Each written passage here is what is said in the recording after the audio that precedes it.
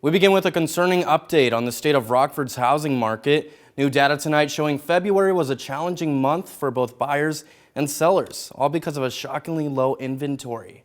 Now, according to the Northwest Alliance of Realtors, just 64 homes were added to the market back in February, bringing that total inventory to just 219 homes. Now, that's the fifth lowest number since data was first collected back in 1998. Now, with a lack of new listings, we're told it would take just 20 days to sell through Rockford's entire inventory. For reference, a balanced market would sell through in only 6 months. Now, I sat down with buyers who just bought their first home a week ago and also learned what realtors had to say.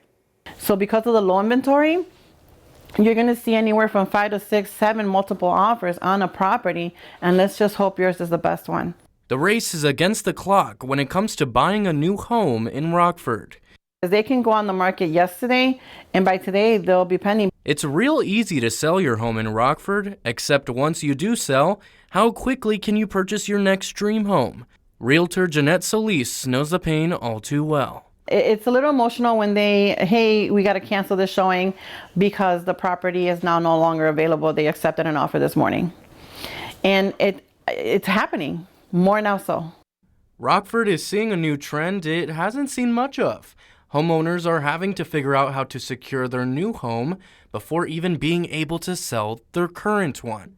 New homeowners, Magali and Adan, are expecting their first child, and Rockford's housing market is something they had to figure out rather quickly. We found out I was pregnant, and we had a 2-bedroom, 2-bath, which would be okay, but we wanted more space, a bigger yard. We had to sell our condo first to be able to buy our new home. If we weren't able to sell our condo, we weren't able to buy. Something to keep in mind is the people buying your home are likely selling their previous property too, and it only continues to spiral into a domino effect. The buyer that's buying the sale, what if they can't buy?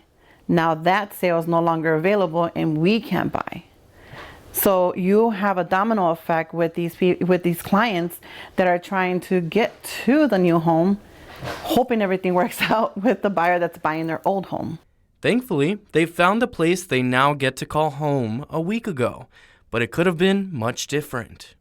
We'd have all our stuff out of our first home, and we had it all in trucks, just waiting to be brought here. So I mean, if we didn't have anywhere to take it, having to find the storage to put it all in and all this. There was a point where they were one of 10 other offers for the same house, and in the search, they lost out on 5 other homes. I feel like I started to get very stressed. Now, if you have no mortgage, then yes, you can possibly buy something without having to sell and then sell after. Another trend, homeowners are closing on their sell and on their new home on the same exact day. And Solis says only 64 new listings were added in February. What number does Rockford need to be at to be comfortable? Oh gosh, we need to be 3 times that. Now we're just focusing on getting everything ready for our baby coming soon. And Solis is currently working with investors and builders to have more homes built in Rockford and also focusing on rehabilitating vacant properties.